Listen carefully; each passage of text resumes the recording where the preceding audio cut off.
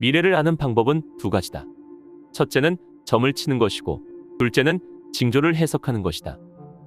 점이란 미래의 일을 알아내기 위해 사람이 일부러 행위를 일으키는 것이고, 징조는 자연 발생이라는 차이가 있다. 징조는 인간이 묻지 않았는데도 하늘이 미래의 일을 얼핏 보여주는 것이다.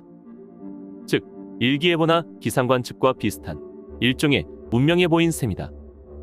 오늘은 징조를 해석해 기회를 잡고 운명을 바꾸는 법을 알려주는 책, 신의 비밀, 징조에 대해 이야기해보겠다.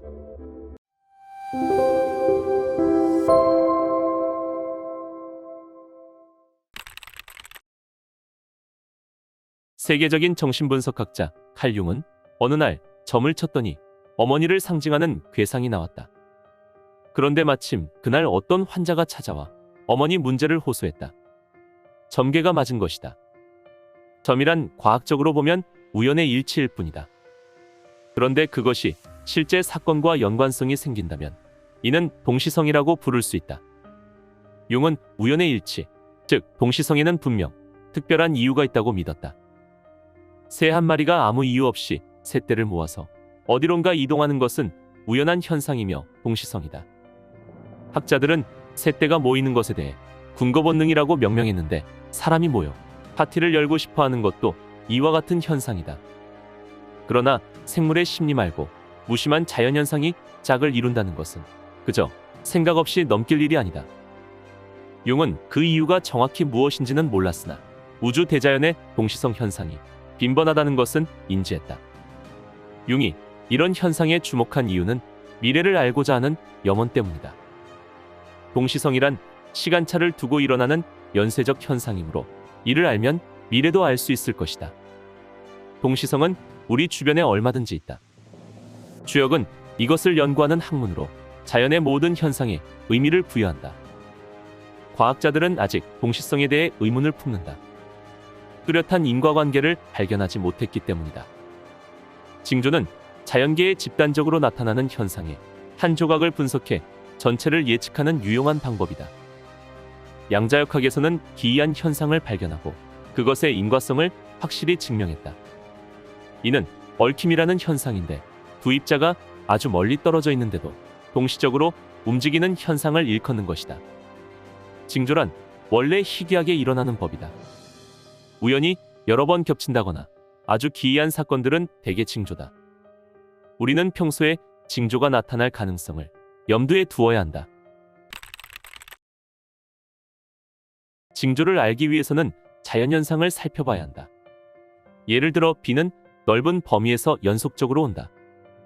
태풍도 바람이 한 줄기만 불어오는 것이 아니라 넓은 지역에 집단으로 발생한다. 이렇듯 대부분의 자연현상은 집단으로 일어난다. 인간 사회에 있어 유행이라는 것도 실은 집단으로 일어나는 하나의 현상일 뿐이다. 새도 때를 지어날고 유행도 집단으로 오고 역병도 집단으로 발생하고 운명도 잘 될 때는 딱 하나만 잘 되는 게 아니라 여러 가지가 함께 술술 풀려나간다. 징조란 미신도 아니고 신비한 현상도 아니다. 오히려 징조가 아닌 것이 이상할 뿐이다. 세상의 어떤 일도 스스로 혼자 발생할 수는 없다. 예언가로도 유명한 타너스님은 1949년에 개미떼 수천 마리가 서로 싸움을 하여 법당에 죽어있는 모습을 불길하게 여겨 역학 원리를 분석해본 결과 다음 해에 전쟁이 벌어질 것을 알았고, 사람들을 경남 양산에 있는 백년암으로 피신시킨 일화가 있다. 칼 융은 언젠가 한 여성의 미래를 예언한 적이 있다. 매우 위험하니 숲속을 거닐지 말라고 경고했지만 며칠 후 여성은 숲속에서 변사체로 발견되었다. 세상에는 생각해야 할 일이 많은데 쓸데없이 공상까지 하는 것은 이미 미래에 일어날 사건이 그 사람에게 깃들고 있다는 뜻이다. 반면 미래를 지나치게 낙관하기만 하거나 실없이 웃고 돌아다니는 것은 미래의 애군을 만날 징조이다.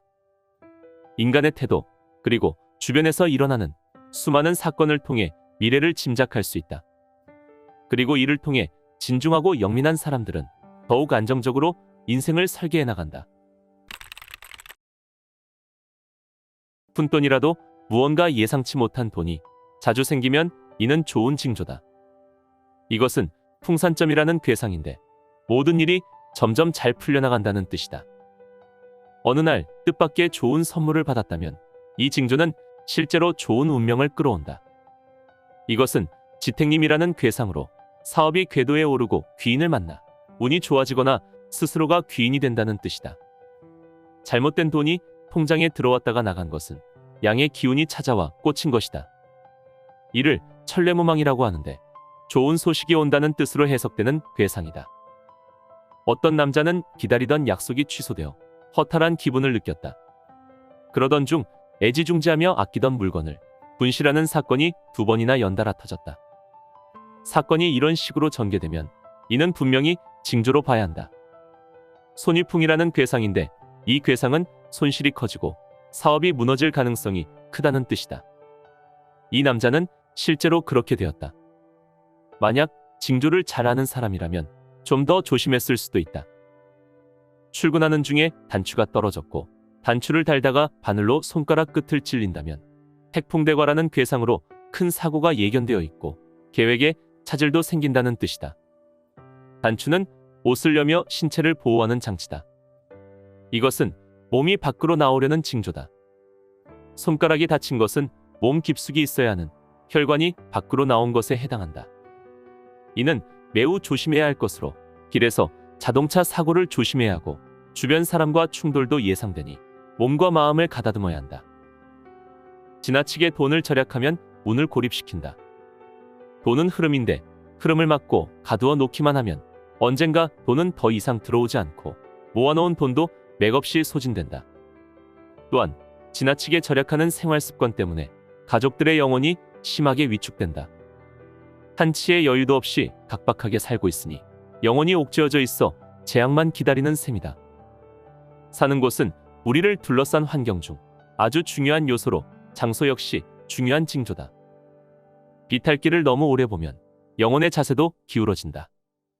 사람이 사는 집은 간격이 어느 정도는 있어야 하는데 간격 없이 꽉 들어차 있는 곳은 영혼의 활동이 제한되고 재난이 잠복하고 있는 괴상이다. 사는 집까지 옮길 수는 없겠지만 때때로 너른 들판의 기운을 흡수할 수 있는 장소를 찾아가는 것 역시 분명 도움이 될 것이다. 자연계의 모든 모양은 마치 원소처럼 기본 틀이 있어서 이것이 파생하면서 무수히 많은 모양을 만들어내는데 이것을 프랙털이라고 한다. 몸의 모든 구조는 단순한 데서 시작한다. 이것도 프랙털 원소에 해당하는데 줄기세포도 바로 그것이다. 줄기세포는 우리 몸에서 어떤 것도 만들어낸다. 그리고 부부는 전체를 닮아 있다. 사회도 그렇다. 기본 틀이 있어서 다양한 체제가 만들어지고 있다. 그들은 이익을 만들어내는 구조를 가지고 사업을 운영한다. 징조라는 것도 이런 방식으로 만들어진다. 하나의 작은 단편은 더 큰 것과 평행하다. 그릇이 깨지는 것과 지갑이 찢어지는 것은 다른 모양 같지만 실은 똑같은 뜻이다. 이들은 뜻의 원소로 이루어져 있을 뿐이다. 그릇을 유난히 자주 깨는 사람은 인생에서도 모종의 틀이 깨지는 상황이며 작은 애로사항은 큰 애로사항을 불러일으킬 수 있다. 오늘날에 와서 과학은 진지하게 묻는다. 우주는 왜 있는가? 시간의 비밀, 존재의 비밀이 이 질문의 대답 속에 있다. 그리고 운명의 비밀도 그 안에 답이 있다. 우주가 존재하는 이유는 인간이 있기 때문이다. 인간이 없다면 우주도 없다. 얼토당토하는 이야기처럼 들리겠지만 최첨단 과학인 양자역학에서 얻어진 신중한 결론이다. 현재란 다름 아닌 관찰의 순간이다. 관찰이란 것이 없으면 현재는 없다. 만약 우주를 아무도 관찰하지 않는다면 현재란 없고 미래, 과거, 현재가 모두 초유동 상태로만 존재한다. 그리고 현재란 인간이 관찰할 때만 존재하는 것이므로 인간이 없으면 우주는 없어진다는 것이다. 미래를 본다는 것은 미래의 스토리를 만든다는 것이고 그것이 아주 그럴듯하면 그는 미래를 본 것이며 그가 본 미래는 반드시 오게 되어 있다. 문왕은 주역을 통달한 성인으로 공자가 존경했던 분이다. 어느 날 문왕이 낮잠을 자던 중 하늘이 크게 밝아오는 것을 보고 심상치 않은 징조임을 직감했다. 그래서 점을 관장하고 있는 신하에게 명하여 앞으로 무슨 일이 있을 것인지 점을 치게 했다. 신하는 이를 해석하여 왕께서 사냥길에 위대한 스승을 만나게 될 것이라고 말해 주었다. 사냥터에 이르고 보니 거기에는 정말로 범상치 않은 인물이 낚시를 하고 앉아 있었고 그 사람이 바로 강태공이었던 것이다. 문왕은 강태공을 곁에 두고 자문을 구하며 그를 군사로 임명하여 중국을 통일하는 데 이르렀다. 이 이야기에는 미래를 보는 세 가지 방법이 모두 나온다. 먼저 점이라는 것은 인간이 묻고 신이 답하는 형식이다.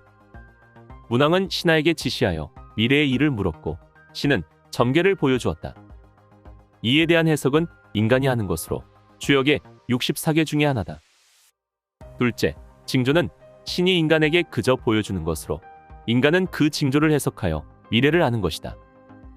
세 번째는 명상 중에 미래가 보이는 것으로 이는 범상치 않은 성인급의 능력이다. 점은 어떤 사람이 뽑았느냐에 따라 맞기도 하고 틀리기도 한다. 틀린 점은 확률에 의해 우연히 그 괴상이 나온 것뿐이다. 그러나 맞는 점은 무당이나 도인이 뽑은 경우가 많다. 문왕의 점쟁이 신하는 자신있게 점을 치고 또 자신있게 보고했다. 그 점쟁이는 자신의 점괘가 틀림없다는 것을 잘 알고 있던 것이다. 실제로 점이란 오랜 세월 치다 보면 동시성이 잘 이루어지는 것으로 밝혀졌다. 점이란 수련이다. 수련을 통해 사물과 점괘의 연관성이 점점 강해지는데 이것이 바로 동시성이다. 점은 귀신이 관여할 수도 없고 그렇게 하지도 않는다. 점괘는 자연법칙에서 나타나는 것으로 신이 감응하여 괴상을 점지해 주는 것이다. 크고 구체적인 계획을 세웠다면 그 다음에는 운이 좋아지는 행동을 찾아서 실행하면 된다. 지금 너무 바쁘다면 운명이 나빠지고 있다는 뜻이다. 시간이 너무 없다는 것은 재난에 대해 무방비란 뜻이다. 영혼이란 너무 요동치면 안 된다. 이럴 때는 명상을 통해서 요동치는 영혼을 잠시라도 안정시켜야 한다. 또한 산책을 하면 운이 좋아지고 풍수가 좋은 곳으로 이사를 가면 운이 분명히 개선된다. 주어진 일에 충실하고 할 수 있는 한 최선을 다해 미래를 계획해야 한다. 이것은 노력이다. 그리고 남은 시간에는 좋은 징조를 만나거나 만들어야 한다.